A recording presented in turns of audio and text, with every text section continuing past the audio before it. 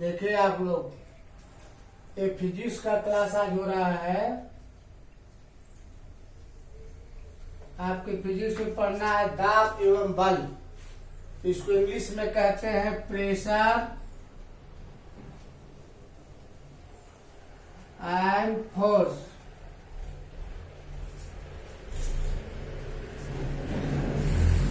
दाब क्या करता है? किसी वस्तु क्या करता है? किसी वस्तु पर जो बल लगता है उसको आरोपित करता है और इसके बल के परिणाम पर अर्थात बड़ा बल लगा करके अधिक प्रभाव उत्पन्न करता है।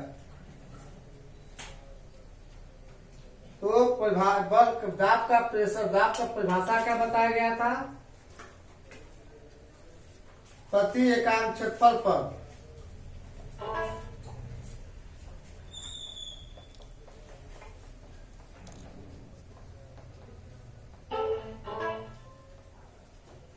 प्रति एकांक क्षेत्रफल पर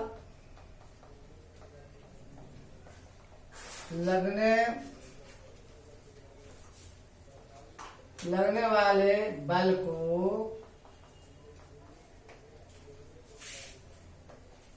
दाब कहते हैं। दाब बराबर होता क्या है? बल बटा में क्षेत्रफल।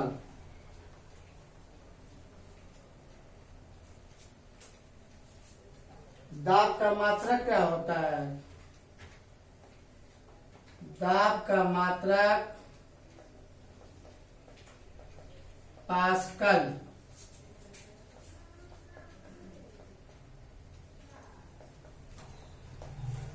इसलिए कि दाब के विषय में पास्कल साहब ने ही बताया था।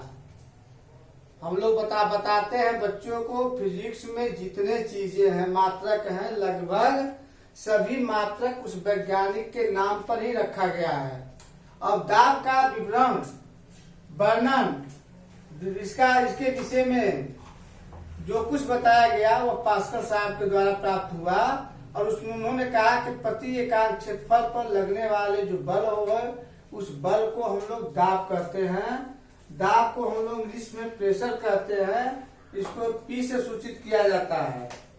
जैसे आप देख लो, जैसे गीली मिट्टी हो, गीली मिट्टी के जगह पर एक ईटा को रख दो, एक ईटा रख करके फिर दूसरी जगह एक ईटा खड़ा करके एक दूसरा ईटा फिर पर रख दो और उसके बाद देखो, फिर पुनः एक ईटा रख कर देखो तो आपको लगेगा कि पहला ईटा से दूसरे ईटा की जगह गहराई बढ़ गई।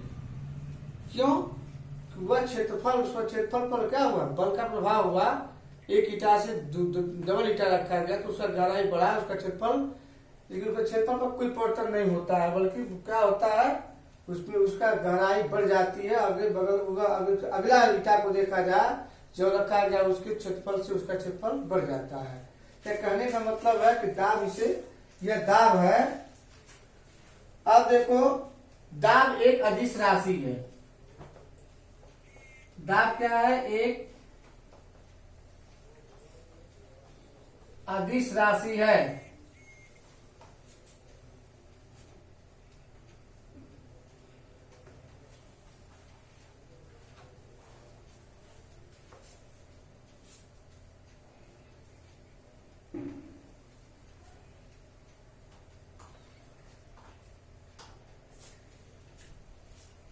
एक पास्कल बराबर होता क्या है? एक पास्कल बराबर होता है 1 न्यूटन प्रति वर्ग मीटर। तब इसका ये भी मात्रक हो सकता है न्यूटन प्रति वर्ग मीटर। लेकिन दाब का सीजीएस में पत्ती में क्या होता है? देखो, मात्रक को 3 पत्ती में मापा जाता है, सीजीएस, एमपीएस और एसआई। तो हम लोग सीजीएस पत्ती में इसका मात्रक होता है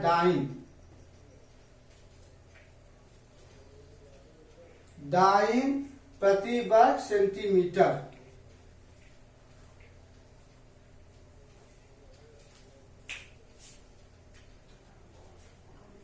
अब है कि दाब का व्यवहारिक उपयोग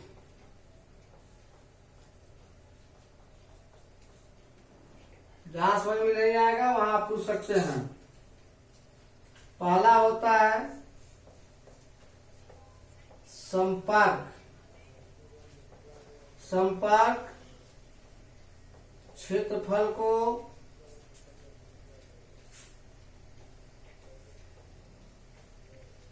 बढ़ाकर दाब कम करना।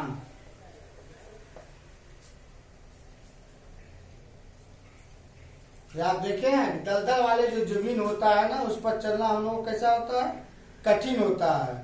लेकिन यदि उस जमीन पर चौड़ा तख्ता रखकर कोई व्यक्ति चलता है तो उसे चलने में आसानी होती है। ऐसा क्यों होता है? कुछ व्यक्ति का भार बड़े क्षेत्रफल पर वितरित हो जाता है, जिससे जमीन पर दाब का होता है कम पड़ता है और वह धंसने से क्या होता है, बच जाता है।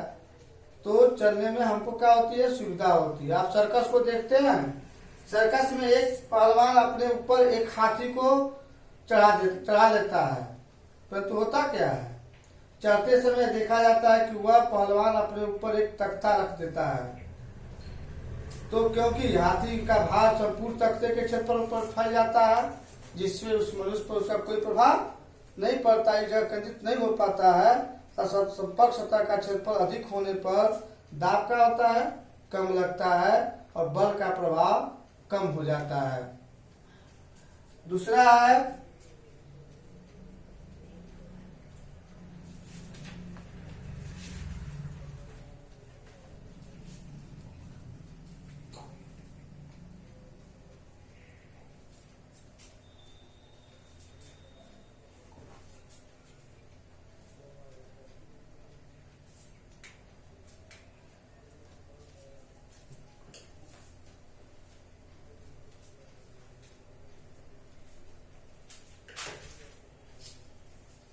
अब देखो, उसके बाद होता है कि भारी वाहनों के टायर चौड़े होते हैं। ऐसा क्यों होता है कि वाहन का भार जो होता है बड़े क्षेत्रफल में वितरित हो जाता है, तो टायर पर दाब का होता है कम पड़ता है और वह फटने से क्या होता है, बच जाता है। कूली को आप देखते हैं, जब भारी बोझ उठाता है तो वह अपने सिर पर एक कपड़े को गोल लपेट कर रख लेता है। इससे क्या होता है, वो अपने शरीर से बोझ के संपर्क क्षेत्रफल को क्या करता है, बढ़ा देता है, जिससे क्या होता है, उसके शरीर पर लगने वाला दाब कम हो जाता है। वह बोझ को आसानी से क्या कर लेता है, उठा सकता है, ले जा सकता है, तो कोई दिक्कत नहीं होती है।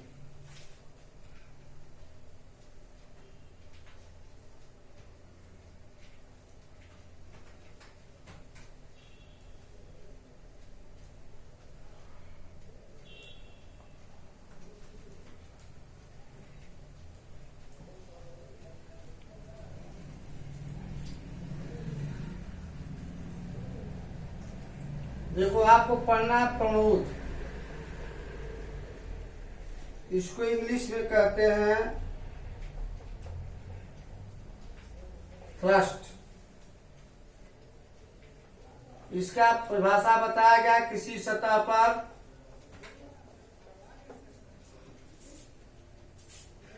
लंबवत लगने वाले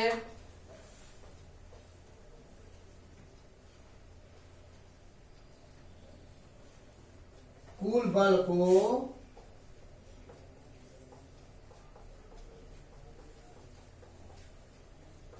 प्रणोद कहते हैं। जैसे आप देखिए, किसी बर्तन में आप 5 किलो दूध ले लीजिए और उस बर्तन के पेंदे पर 5 किलो भार या 5 न्यूटन 50 न्यूटन प्रणोद अर्पित होता है। अगर 5 किलो का भार आप लेते हैं तो उस पर कितने न्यूटन का बल लग जाएगा, 50 N का। तो दाब को इस प्रकार परिभाषित किया गया है, किसी सतह के प्रति क्षेत्रफल बताया गया ना, क्षेत्रफल पर लगने वाले जो बल होते हैं उसको हम लोग कहते हैं दाब। लेकिन यहाँ है कि जब इकाई क्षेत्रफल पर लंबवत पड़ने वाले बल को हम लोग कहते हैं दाब। दाब बराबर होता क्या है, प्रणोद बटा में क्षेत्रफल। यहाँ पर होगा दाब बराबर प्रणोद बटा में क्षेत्रफल, इसलिए कि यहाँ प्रणोद पर लगने वाला लंबवत बल है।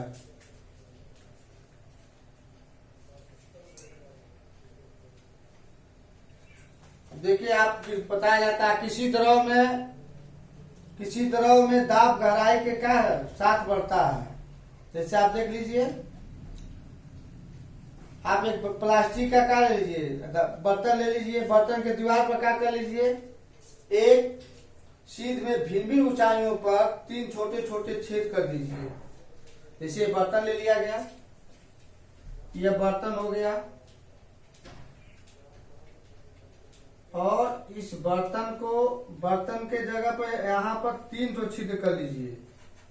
जैसे मान लिया गया, एक यहाँ छिद्र कर दिया, एक यहाँ छिद्र, एक यहाँ छिद्र हो गया, ये 3 छिद्र हो गए। तो ये 3 छिद्र करने के बाद क्या आपको मिलेगा, इन छेदों को अंगुली या किसी अन्य चीज से ढक दीजिए। जैसे यह छिद्र करते हैं, आप बोलो इसको बंद, किसी चीज से बंद कर लीजिए। अब बंद करके क्या करिएगा, आप देखिए उस बर्तन में पानी भरा जाता है, तो इसके बाद उन छेदों के ढक्कन क्या कर जाता है, ऊपर के ढक्कन को खोल दीजिए। तो आप क्या पाएंगे, छेद सबसे नीचा रहता है। जो छेद सबसे नीचे है उस छेद से सबसे तेज धारा क्या करती है, सबसे तेज पानी नीचे से निकलेगा। इससे इसे नहीं निकलेगा, सबसे तेज कहां से निकलेगा, नीचे से। स्पष्ट, यह द्रव का दाब गहराई के अनुसार बढ़ता है। इसे साफ होता है कि द्रव का जो है दाब जो है गहराई के साथ ही बढ़ता है। यह जान लीजिए। एक और टॉपिक आपको हुआ कि किसी द्रव में दाब गहराई के साथ बढ़ता है।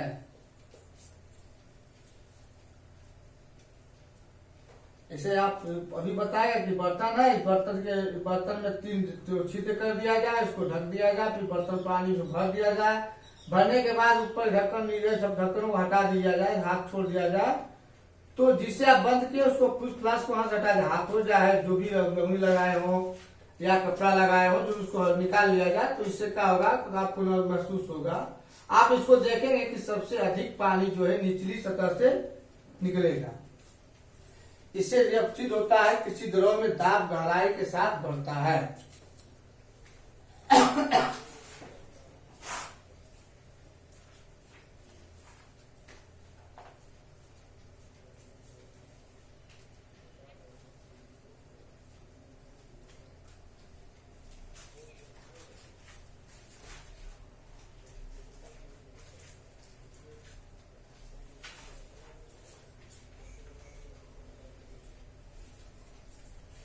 हवा क्या करती है, हवा दाब डालती है। हवा दाब डालती है, या इसका आप भी प्रयोग कर सकते हैं। आप कांच का एक गिलास लीजिए, पानी से लबलबा उसको भर दिया जाए। अब इस पानी इसको गिलास मान लिया जाए, ये गिलास है, और गिलास को पानी से पूर्णतः भर दिया जाए। भर करके क्या किया जाए, उसको मुंह को एक किसी चीज से ढक दीजिए। ढकने के बाद क्या कर दीजिए, एक हाथ से गिलास को पकड़ करके दूसरे हाथ की हथेली से काम बने। अब इस गिलास को पकड़ो, इससे किताब है, मान लीजिए पानी गिलास है, इसको पकड़ करके आप इस तरह से इसको पहले उसको उलट करके इसका जो ऊपर बंद ढक्कन वाला है उसको लाकर यहाँ रख दिया जाए। तो इससे आपको क्या लगेगा, तो किसी फुलाए हुए गुब्बारे के मुंह को खोल देते हैं तो गुब्बारा पिचक जाता है, अर्थात किसी गुब्बारे यदि छेद हो जाए तो उस गुब्बारे को फूलना संभव नहीं है। क्यों, ऐसा क्यों होता है कि हवा प्रत्येक दिशा में दाब डालती है। इस तथ्य को हम लोग कैसे समझेंगे, अभी बताया कि हाथ में गिलास लेकर ढक देते हैं, फिर दबा कर गिलास को उलट देते हैं, तो क्या होता है, हथेली हटा देने पर वह सभी पानी क्या होता है, गिर जाता है। इससे सिद्ध होता है, इसका यही कारण है कि बाहरी हवा के दाब के कारण ऊपर की ओर लगा हुआ बर्फ पानी और कार के सामान से क्या होता है, अधिक होता है। तो यह सिद्ध होता है इसे कि हवा क्या करती है, दाब डालती है। अब देखिए अवमंडल, इस सबको उतार लो, नोट कर लो, तो आगे बताते हैं।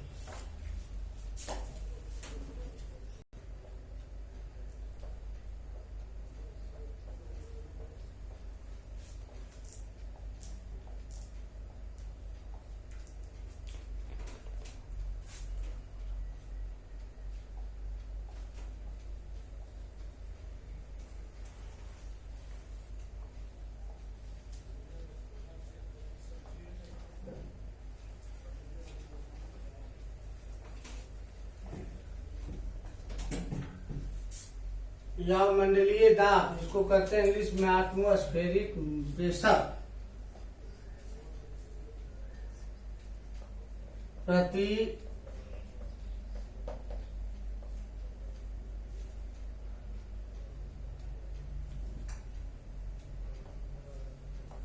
एकांक क्षेत्रफल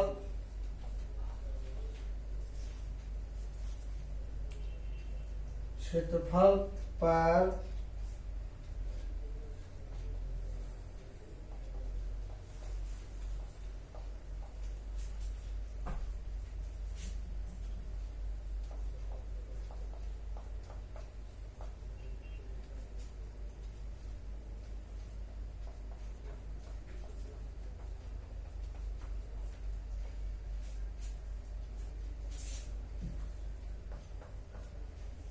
भार के कारण पड़ते हुए बल को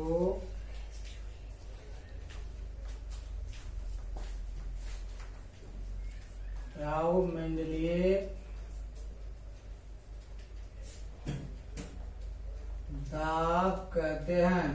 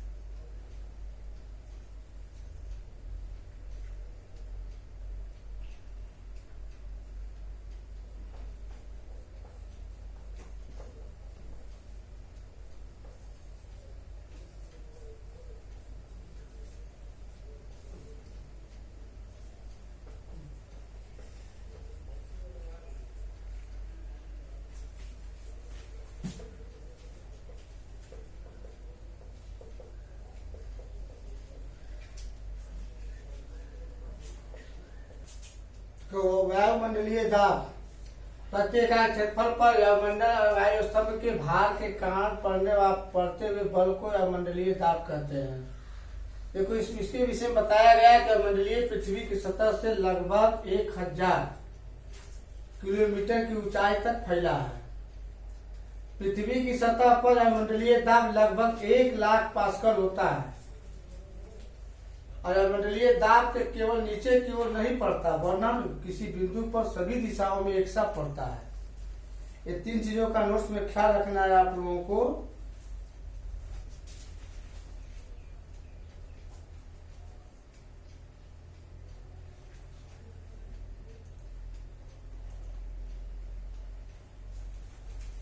एक चीज और पढ़ना, माइनोमीटर।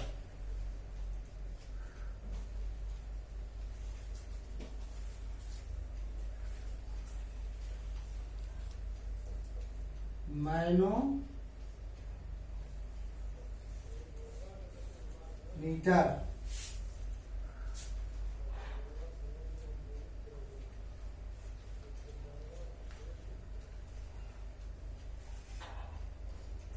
यह जो है, माइनोमीटर जो है, यह दाब के अंतर को मापता है, मापने वाला एक यंत्र है ना।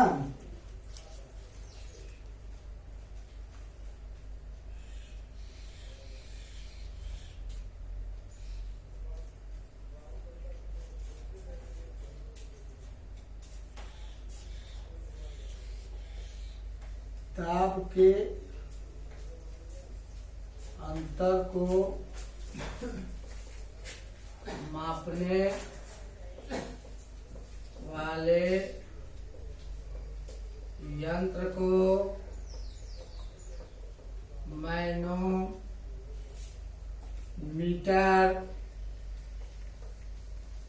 कहते हैं।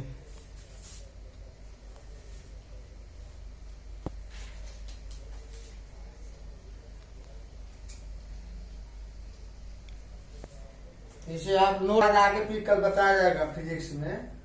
कल